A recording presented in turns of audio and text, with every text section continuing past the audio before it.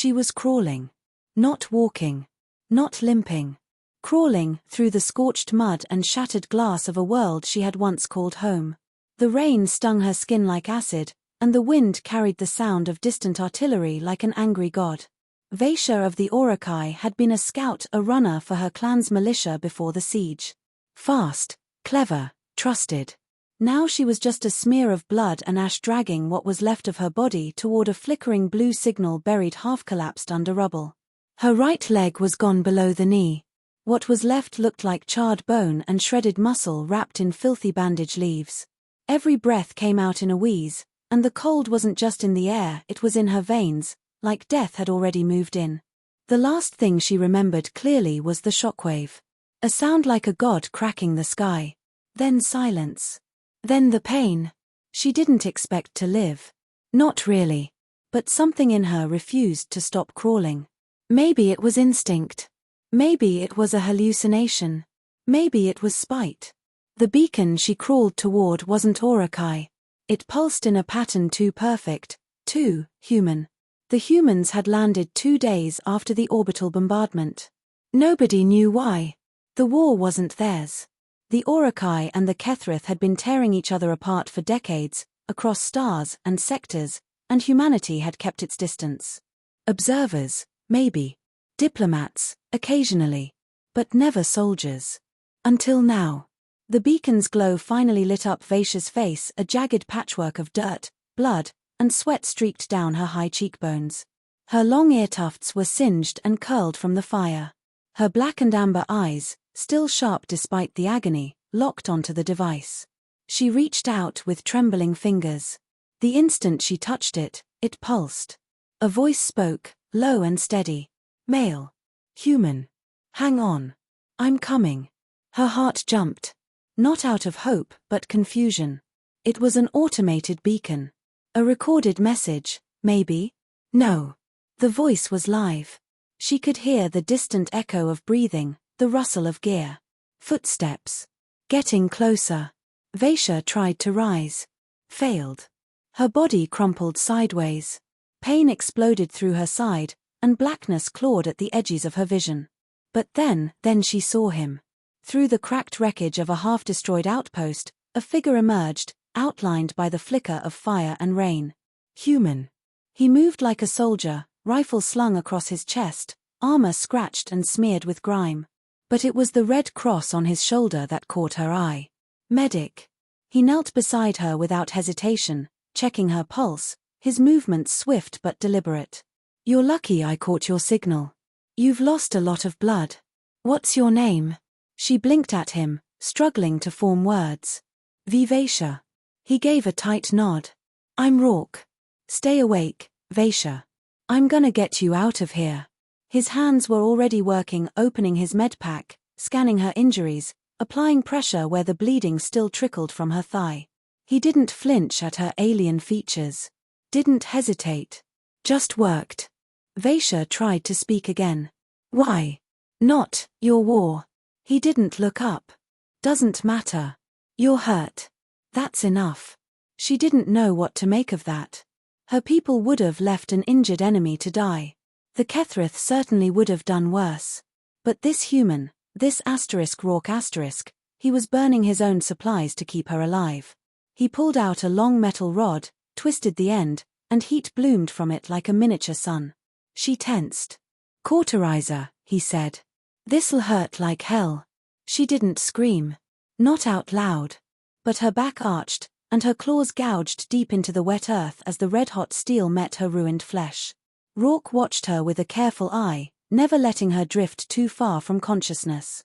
He talked the whole time about nothing. The weather. Old music. Stories from Earth. It was strange, hearing about green forests and oceans while the sky above them burned. When it was done, he lifted her into his arms. She was barely more than a skeleton wrapped in skin, but he carried her like she weighed nothing. Every step he took was careful, calculated. He didn't stop to rest. Somewhere in the dark, the sounds of combat picked up again. Explosions. Screamers. They're sweeping the sector, he muttered. She felt the tension in his frame, like a wire stretched tight. They, she asked. Not your people. Not mine either. Mercs. Somebody hired them to clean up the survivors. Her blood ran cold. Hours passed. Or maybe minutes. Time was a blur. But then, the cold changed. The rain stopped hitting her face. Warmth. A tent. Camouflaged. Hidden deep in the ruins. He laid her down on a padded mat, hooked her up to 4 lines, wrapped her in a heat blanket. The hum of machines surrounded her. Alien and familiar all at once. She was safe. For now. Rourke crouched beside her, exhaustion written deep into the lines of his face. I've got you. But this is just step 1. Vaisha looked at him through half-lidded eyes. Why are you really here? He hesitated. Then answered quietly. Because someone saved me once. And I couldn't pay it back. So I pay it forward. Her world faded to black. When she woke, the pain was still there but dulled. Her leg was gone, yes, but the infection hadn't spread. Her mind was clearer. And her eyes locked instantly on the shadow at the edge of the tent. Rourke was still awake. Still watching. Hey, he said. Welcome back. She tried to sit up. He helped her. Where are we? Deep enough they won't scan us. But we can't stay. He tossed her a protein pack. She caught it one-handed. Her grip was weak. But it was coming back. You've got a choice now, he said. Stay here, hope they don't find you, or come with me. She looked at her leg. Or what remained. I can't run. You won't have to. I've got transport 2 clicks south. We move at dusk. You think you can make it? She nodded. Not because she believed it, but because something in his voice made her want to believe. Dusk fell. They moved. She leaned on him. Every step was agony. But she didn't stop. Then came the sound. Footsteps behind them. Not his. Not hers. Mercs. Rourke shoved her into cover just as the first shot rang out. Gunfire tore through the air. He returned fire, precise and brutal. A whisper of death in the rain. Then, silence. She peeked over the rock. The mercs were gone. Rourke turned to her, jaw clenched. We've got 10 minutes tops. Let's move. And they did. Through the dark, through the mud, through the wreckage of war. Until finally, lights. A ship. Human make. Stealth class. Hidden under camouflage netting. He helped her inside, closed the ramp, and dropped into the pilot's seat. Where are we going? She asked. He looked at her. Really looked at her. Somewhere they can't find you. Somewhere you can start over. As the engines roared to life and the stars reached down to pull them away, Vaisha didn't speak. She just stared out the window. Her leg was gone. But her life wasn't. And for the first time in what felt like forever, she didn't feel like prey. She felt like a survivor. And the war wasn't over.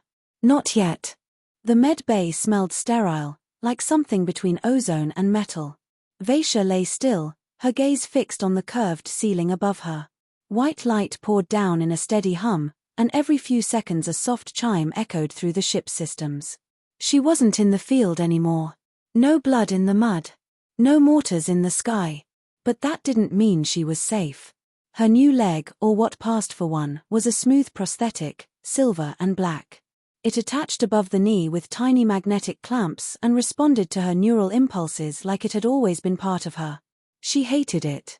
Not because it hurt. It didn't. The pain was gone. She hated it because every time she looked down, it reminded her that she wasn't whole anymore. That something had been taken. That she hadn't saved herself. Rourke had. He was somewhere else on the ship now, probably calibrating their route through uncharted space. The man barely rested. Always moving. Always scanning. Like he was hunted. Maybe he was. She sat up slowly, testing her balance. The leg whirred softly. Artificial. Efficient. Too perfect. A part of her expected to fall. But she didn't. She stood, took a cautious step forward, then another. Her reflection in the polished surface of the cabin wall stopped her cold. Not the leg. Not the scars. It was her eyes. She didn't recognize them. They weren't filled with fear anymore. They were filled with something else. Purpose. The door slid open behind her with a hiss. "You're up," Rourke said, stepping in. He had a mug of something steaming in one hand and a datapad in the other. His eyes flicked to her prosthetic. "How's the leg?" She didn't answer right away. "It works." "That's a start." He handed her the mug. She sniffed it. "What is this?" "Coffee. Or the closest thing we can make in deep space. Don't worry, it won't kill you." She sipped. Bitter. Strong. It reminded her of the herbal tonics her elders used to brew before battle. "So," she said. "Where are we going, really?" Rourke leaned against the console. "Far.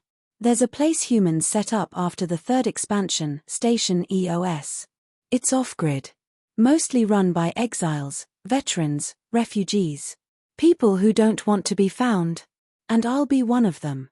He met her gaze. "Only if you want to." She didn't say anything. Didn't need to. The silence said enough. A red light blinked on the panel behind him. "Proximity alert," he muttered, tapping the screen. An image flickered into view, a sleek, black ship gliding just outside their scanner range. No markings. No ID signature. "Mercs?" she asked. "Worse." The ship banked, closed distance fast. "Get strapped in," Rourke ordered, already moving toward the cockpit. Vaisha followed, adrenaline pumping. The ship shook under her feet as Rourke gunned the engines. "They're jamming us. I can't get a beacon out." "Why would they chase this far?" "Not for you," he said. "For me." Vaisha stared at him. He didn't elaborate. Lasers sizzled past the hull. Shields flared, then dimmed. Warning lights blinked everywhere. "Hold on," he shouted. He threw the ship into a hard spin, cutting through a nearby asteroid field. The cabin groaned with stress. Vaisha braced herself, heart hammering. One sharp turn. Then another. Then silence. The enemy ship was gone. "We lost them," Rourke said through gritted teeth. "You want to explain who they are?" He didn't answer. They docked on EOS 3 days later. The station was hidden behind a collapsing moon, surrounded by debris and electromagnetic storms. If you didn't know it was there, you'd never find it. As their ship touched down, Vaisha stared out the viewport. The station was a patchwork of stolen tech and scavenged modules. Human, Orokai, even Kethrith. It was ugly. But alive. People moved through the walkways, every species, every kind. Nobody looked twice at her. Nobody stared at her leg. She liked that. Rourke led her to a clinic run by an old medic named Tanis. Human. Hair white as snow, eyes sharp as razors. "You brought me another stray," Tanis said. "She's not a stray," Rourke replied. "No," Vaisha said. "I'm not." Tanis looked her over, nodding. "You've still got fight in you. Good. You'll need it." Vaisha spent the next week recovering. Learning. Watching. The people here didn't just survive, they built something. Trade routes. Defense grids. Patrol teams. And they remembered things. Names. Wars. Losses. One night, she found Rourke sitting alone on the station's outer deck, staring into the stars. "You gonna tell me now?" she asked. He didn't look at her. "I used to work for them." "The people chasing us?" He nodded. "Back then, I thought I was helping. Then I saw what they really wanted." "What?" "To erase the evidence. Everyone. Everything. Whole planet's gone. Just data logs now. Why didn't they erase *U*? Tried." She sat beside him, letting the silence stretch. "Why help me?" she asked again. He turned to her, finally. "Because when I saw you crawling through the mud, still alive, still fighting, I remembered what it felt like to want to live. Even when the whole damn universe wants you dead." Vaisha looked down at her leg. "I want to fight back." He raised an eyebrow. "Against them?" "No. For me. For the ones who didn't make it. For the ones still crawling." He smiled, just barely. "Then let's get to work." That night, Vaisha didn't dream of war. She dreamed of resistance. Of something more. And somewhere in the shadows of deep space, the black ship hunted still. But next time, it wouldn't be a chase. It would be a war. The training deck on EOS wasn't built for comfort. It was a welded mess of repurposed ship parts, half-flickering lights, and the unmistakable smell of sweat, oil, and burned circuits. But for Vaishya, it became home. She stood in front of the target dummy, her synthetic leg balanced with perfect precision, plasma rifle held steady in her clawed hands. One breath in. One breath out. She squeezed the trigger. Direct hit, center mass. The dummy sparked and hissed, its readout flashing red. Better, Rourke said behind her. But don't stop there. Again. Vaishya rolled her shoulders, took a step back, and reset. She wasn't training for survival anymore. She was training for war. The weeks on EOS blurred into each other, a mix of drills, weapon mods, tactical simulations, and whispered conversations in low-lit corners. The black ship hadn't returned, but everyone on the station felt the weight of something coming. A shift in the air. A gathering storm. Rourke called it the reclamation protocol. They're not just hunting witnesses, he told her one night over maps and encrypted data feeds. They're rewriting entire histories. Systems where cultures used to thrive now labeled as failed colonies. No record of who lived there. No record of the purges. Just clean, corporate silence. And you were part of that. His jaw tightened. I carried the torch before I knew it burned people. That truth hung heavy between them. But Vaishya didn't care about his past. Only what he chose to do now. Together, they found a new purpose: expose the truth. Make the ghosts scream. EOS had its own resistance. Not an army yet. But former spies, soldiers, hackers, even defected mercs. They called themselves the Memory Corps. And they wanted Rourke. Vaishya didn't trust them at first. Too clean. Too eager. But then she met Lisa, the group's de facto leader, a wiry Orokai with burned feathers on one side of her face and eyes that had seen too much. We're not saints, Lisa said. We've done things. But we remember what was taken. That's what matters. Vaishya nodded. So what now?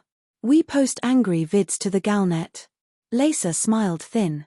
No. We steal their ledger. That changed everything. The target was a floating archive called the Helix Vault, a mobile data fortress orbiting a dead star. It wasn't a ship. It wasn't a station. It was both. Guarded by drones, false signatures, and rotating cipher gates. Breaking in would be suicide. So they made a plan. Rourke and Vaishya would insert during a scheduled maintenance jump. 10 minutes of vulnerability. No reinforcements. Just automated defenses and whatever watchdog AI patrolled the core. That's your window, Lisa said, pulling up the schematic. You two get in, extract the registry logs, and get out. Fast. What about the AI? Vaishya asked.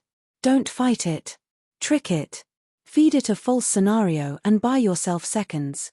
That's all you'll get. And if it sees through it. Lisa didn't answer. She didn't need to. The jump to the Helix Vault was smooth. Silent. Cold. The ship they used was scrubbed of any ID, just a hollowed-out hauler with a modified transponder to mimic a repair crew. Vaishya wore a sleek combat suit laced with signal dampeners. Her leg had been refitted with modular attachments, knife blade, magnetic latch, stabilizer gear.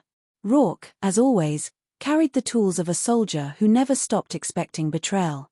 They breached the vault through a hidden maintenance hatch. The inside was worse than expected. Dark. Claustrophobic.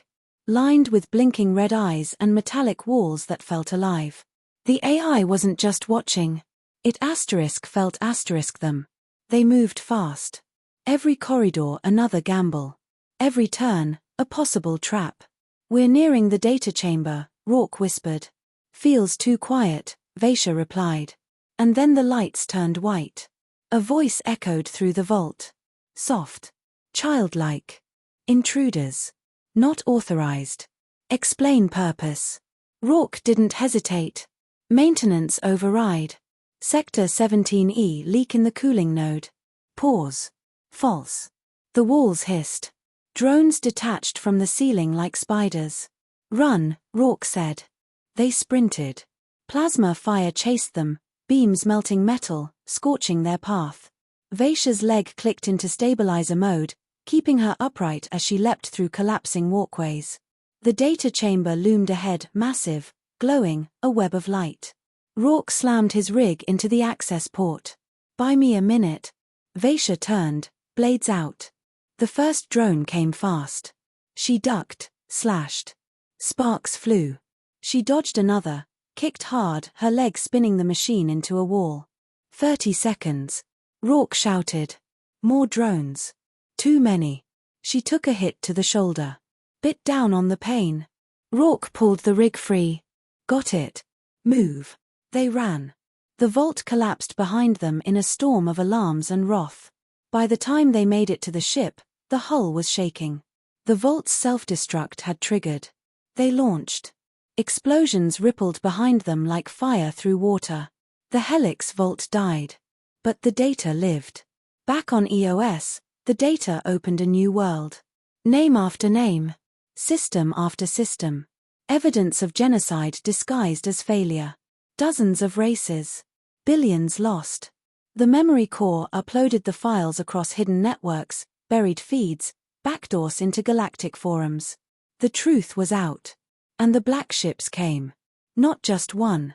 Hundreds. The reclamation protocol wasn't a myth. It was a war engine. And EOS was now a target. Vaisha stood beside Rourke on the station's command deck, watching the stars blink with hostile light. "We lit the fire," she said. "Now we fight it." He handed her a rifle. A real one. No more running. She looked out into the black. The enemy thought she was broken. They were about to learn otherwise. The war for EOS began without a declaration, just the silent arrival of the Black Fleet. No message. No warning. Just the hum of cloaked ships positioning themselves above a refuge that was never supposed to matter. But it mattered now. Every hangar bay, every maintenance tunnel, every civilian shelter on EOS came alive. Soldiers. Scientists. Scavengers. Survivors. They all had something to protect. And they all had something to lose. Vaisha stood in the armory, loading her final magazine. Her synthetic leg was reinforced now, combat grade, shielded at the joints, fitted with an anchor spike for recoil control. She wasn't just fighting for herself anymore. She was fighting for Truth Star. Rourke found her there, his armor worn, eyes steady. "The first wave's almost here," he said. "Let's make them bleed for every inch." He smiled. Not cold. Not cruel. Just proud. "We will." The black ships came down like shadows across the stars. Their drop pods hit the outer shell of EOS with brutal precision, tearing through layers of alloy and atmosphere. But EOS fought back. Missile batteries hidden in the asteroid belt fired in staggered volleys. Scramble teams lured enemy fighters into mined debris fields. The memory core's signal jammers distorted comms and targeting. Chaos, by design. Vaisha moved through the smoke and fire like a ghost, plasma rifle held tight, issuing commands to resistance cells, clearing corridors, dragging wounded out of collapsed bulkheads. She wasn't crawling anymore. She was leading. Every time she fired, every time she pushed forward, it echoed not just for EOS, but for every erased colony, every silenced voice. She fought with their memory in her blood. And then it happened. A shockwave rocked the command deck. One of the main generators was hit. Life support failing. Shields down. The central AI offline. The heart of EOS, dying. Rourke and Vaisha made a split-second call. "We've got one option," Rourke said, dragging a schematics feed onto the console. "Manual override. Deep core. You take the west tunnel. I'll handle the south. We meet at the reactor in 20. Copy." No time for goodbyes. Vaisha ran, dodging falling beams, stepping over broken glass, and slamming through sealed bulkheads with borrowed access codes. Her lungs burned. Her body screamed. But she didn't stop. She reached the core first. The room was shaking, a deep, vibrating thrum that rattled her bones. A technician was slumped on the floor. Dead. The reactor pulsed like a dying star. She got to work. She bypassed the dead relays, rewired the main intake, and linked her own suit to the feedback loop. Dangerous. Reckless. Necessary. Rourke arrived moments later, covered in soot, limping. A slash across his chest plate leaked blood. "You good?" she asked, not looking up. "Long as you keep doing miracles." Together, they rerouted power, rebooted the station's AI, and brought the shields back online. EOS didn't die that day. Because they didn't let it. The Black Fleet pulled back. Not defeated. But stalled. Their erasure campaign interrupted. The truth.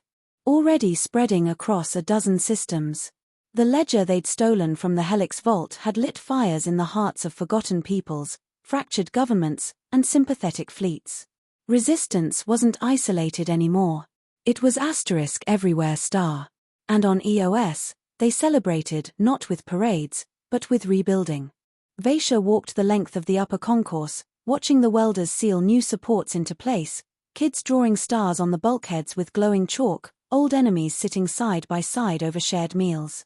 She passed Lisa, who nodded once and handed her a datapad. "What's this?" "Transponder codes. Open channels. Safe ports. You're a symbol now, Vaisha. The girl who crawled. The woman who rose. Others want to follow you." Vaisha stared at the pad. Then handed it back. "They don't need to follow me. They just need to remember star." She left the concourse and found Rourke on the outer deck, where it all started. He looked older now. Tired. But there was peace behind his eyes. "Thinking of leaving?" she asked. "For once," he said, "I'm thinking of staying." Vaisha sat beside him, their silence comfortable. "You ever wonder if we made a difference?" she asked. He didn't answer right away. But then a voice came through the comms, shaky, alien, unfamiliar. "This is the Trellery Free Choir. We received your transmission. We remember. We will fight." Then another. "This is Cernian Drift Colony. We thought we were alone. We were wrong. Thank you." Then more. Dozens. Hundreds. Rourke looked at her. "Does that answer your question?" She smiled. "Yeah. It does." Years passed. The war changed. Shifted. But it never died.